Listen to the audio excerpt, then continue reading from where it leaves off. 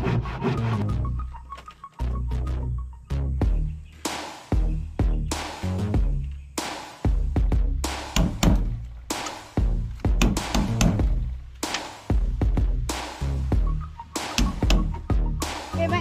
na ba to, be? Dito ganit, hindi daw to Phoenix talaga yung pakong-pako, yung pack lang niya. Pwede tanggalin, angatin lang.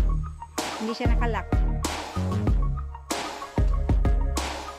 Hi everyone! Sunday po ngayon, pero walang trabaho si Kalugit kasi overtime sila, no? Umaga na daw umuwi, sabi ng misis niya, kaya tutuloy na lang ni Buyog yung paggawa. Pero kaninang umaga nagpunta na dito si Buyog, ginawa niya po itong dito na side.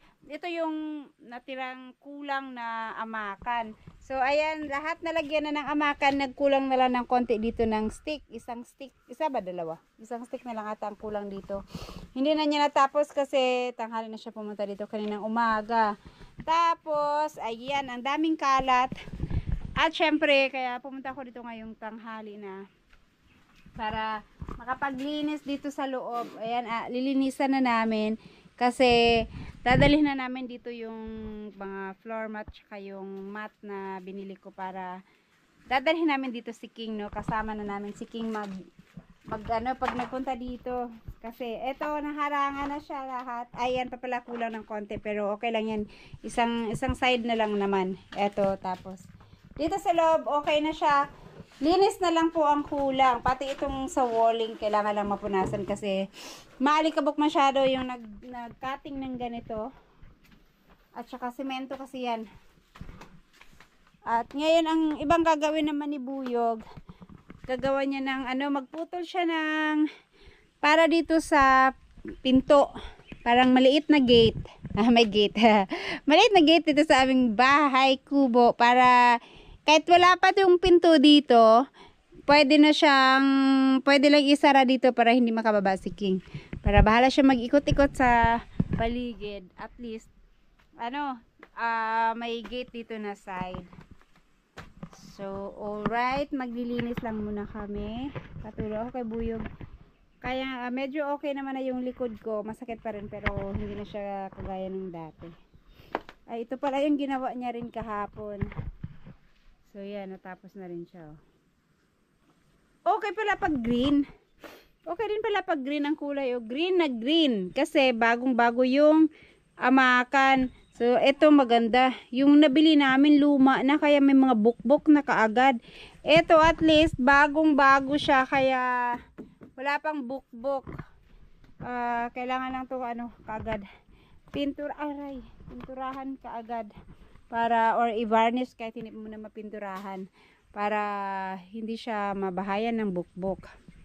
Tapos ito, ibang mga stick kailangan iuwi namin, pati itong tabla kasi doon iga-grinder ni Buyog, parang pakinisin doon na sa bahay. So pag kinuha namin yung mga gamit doon, yung mga floor mat, dadalhin dito, isasakay namin sa kalabaw para pagbalik, pag uwi, maikarga naman yung mga kahoy. Pati itong dito sa pinto. Kasi ang gagawin ni Buyog, yung pinto daw na, yung gate pala, gate. Na yung pwedeng ipaikot ganyan, tapos ibukas dito, hindi ko alam kung ano yun. Basta yung, siya, kahit saang side siya, pwede siyang pihitin na kabilaan, kaliwat kanan, pwede siyang ipihit.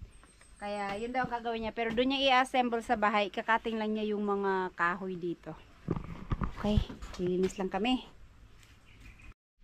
And syempre, magbubukas lang tayo ng bintana.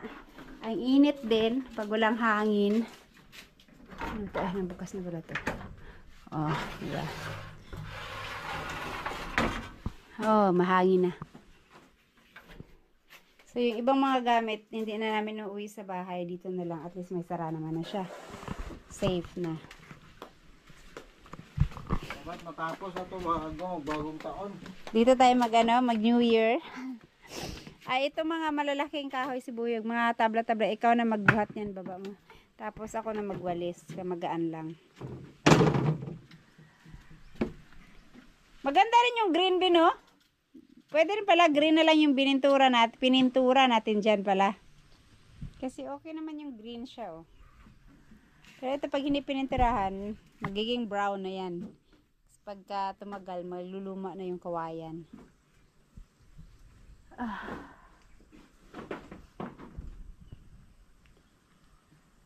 Ano yan? Mabasa dyan yan, be. Yung plywood. Pero ano lang natin yan, ipasok lang natin sa gilid pagka tapos na maglinis dito. Baba mo lang dyan muna. Kay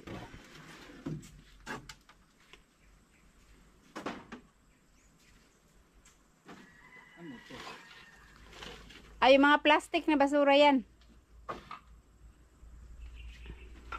Sige, dyan mo lang lagay sa baba. Linisin mo na lahat ng taas. Maiksi pa lang ano dito. Hanap ako ng... Tapos, saka na yung baba pag natapos na yung taas. So, pag namunga itong saging, kasi ito yung dito sa labas. Oh.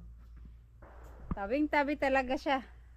Bebe, tama na ba to, be? Dito ganit, hindi daw to finix talaga yung pakong-pako yung dulo kasi baka gusto mo pang iurong banda ron sa dulo yung poste. Pwede pa siya maurong. Yung ginawa po kasi ito wala kami, pinagawa lang namin kay Kalugit. Kaya hindi daw nila pinako talaga ng fix na kasi pag gusto pang ipaurong. Pero tama na yan, ganyan kahaba, no? Okay lang yan. Tama na daw to. Tsaka yung saging, di naman ano yan, basta wag lang munang lagyan ng nipa siguro tong dito. Antayin mo na mamunga, mga ilang months na lang naman. Sayang din kasi, ang laki na niya eh. Yung saha na lang, ayan ang pwedeng ilipat. Tsaka ano to, lakatan. Kaya hindi siya yung nagsasaha ng madamihan. So, antayin mo nang mamunga. Pag namunga na, ayun, alisin na dyan. Wag nang magpalaki ng saging dyan.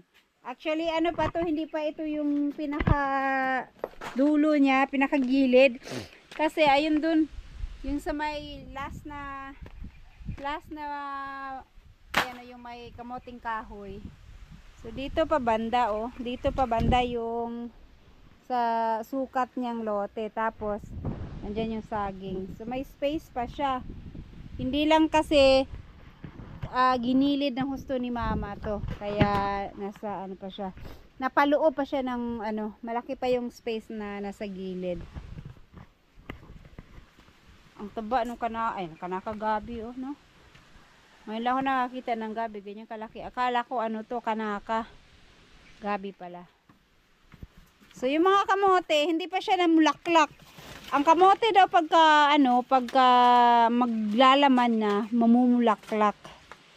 Ito, wala pa. Yung kay Nanay Suwer, nakita ko ngayon dumaan ako may bulaklak. Ay, ito na, meron na siyang bulaklak yung iba. Ay, bulaklak ba yan ang kamote? Oo nga, meron na siyang bulaklak. Pero, hindi to sabay-sabay na itanim kasi. Mayroon kaming tinanim dito na konti pa lang. Tapos, nung dumami na siya. Kaya nga, ayan, oh. Tapos, nung dumami na siya kumapal, nag-cutting na naman si mama. Tapos, tinanim dito sa kabilang gilid. Yung iba. Kasi wala kaming mapagkuhanan ng mga kamote noon, kaya nagtanim lang ng ilang puno. Tapos nung dumami, nag-cutting, tapos tinanim na naman sa kabila. Pero ngayon, ayan, sobrang dami na. Ayan, nalinisan na, nakuha na yung mga ano dito, basura. Yan, maganda na siyang tignan pag malinis. Pero maalikabok pa, kailangan talagang punasan. Yung alikabok pabalik-balik yung pagwalis ko kanina. Lumuwang nung natanggal yung mga basura. Ayan. Kailangan nila ng punas ng basa para, lalo na yung dito, oh, at saka yung doon. Daming alikabok. Gawa ng pagkating nung Hardiflex.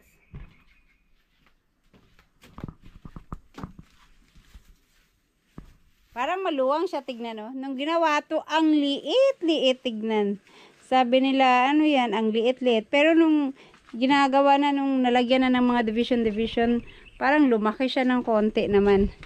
Tapos dito, yan, dito muna yung mga gamit kasi nilinis ko sa loob. So yan, pag-isay na namin mamaya. At syempre doon nagsiga si Buyog. Dapat araw-araw masigaan para may usok, mausukan yung bahay. So ito na lang dito sa baba. Pahinga muna yung likod natin. At ano, maya maya ng konti dito naman sa baba ang lilinisin ko.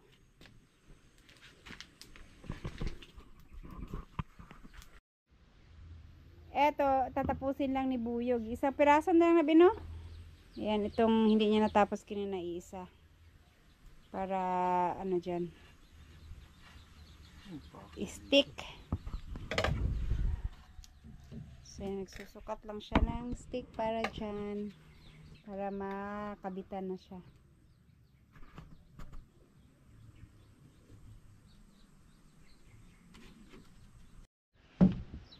Hindi pa pala niya napako. Akala ko napako na yung mga kahoy kanina. Hindi pa pala. Pero at least papako ano lang.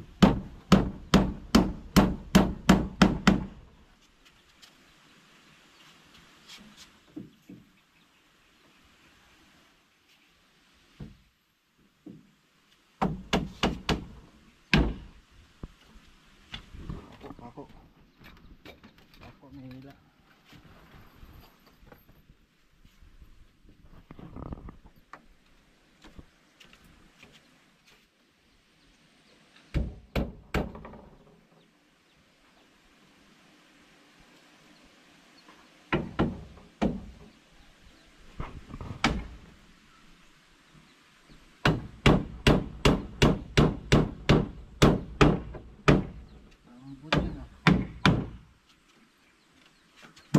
Nindot like bag-o atong makuha ano beno kay tan-awa o ang kuan. Nindot pa kay gnawong. Tung una natong gipalit kay daan na kaayo.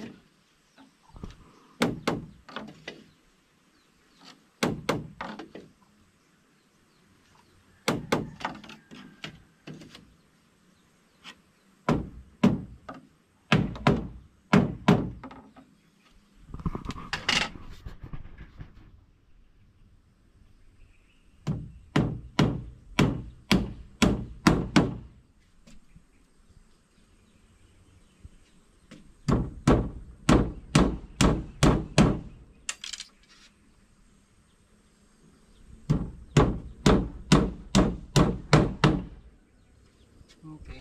Right, tapos. So, yan, kompleto na po. Oh, diba?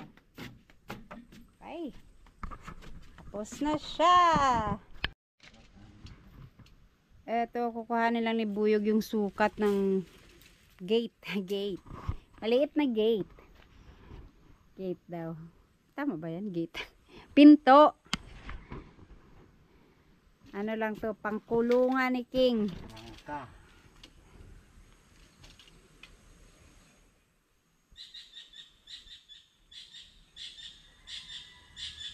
Tapos dito, ang palabas pa loob no, ang ano niyan. Kagaya ba yung sa bao-bao na binuhat niya lang yung isang pinto tapos nung paalis tayo, sinalpak lang niya, pwede tanggalin, angatin lang. Hindi siya nakalock.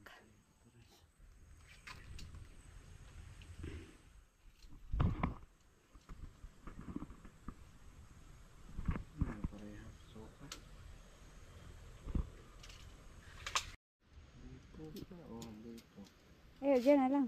Dyan. Oh. Tapos, hanggang dito lang. Hindi na siya, hindi na siya, ano dyan. Hindi na ba yan, mano? Maakit na King? Hindi na.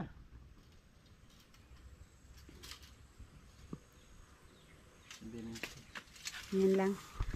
Okay, 70,000. Hanggang dito lang, banda. Eto pala guys, tatapusin lang din ni Buyog kasi ito na lang yung hindi nakabitan at konting-konti lang naman. Na-stop kasi to kasi nung walang stick, kaya ngayon kompleto naman na yung stick. Tatapusin na lang niyang lagyan para lahat ng sa loob at labas tapos na siya. Ito na lang dito at saka yung mga iba sa labas na mga extension. Right. Agay, kita oy. Ito last. Oopsie. Ayan, bukas gagawin ni Buyog yung pinto dito para maikabit.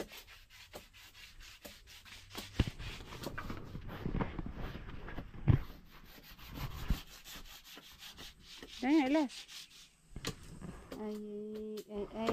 Ang liit ng usok.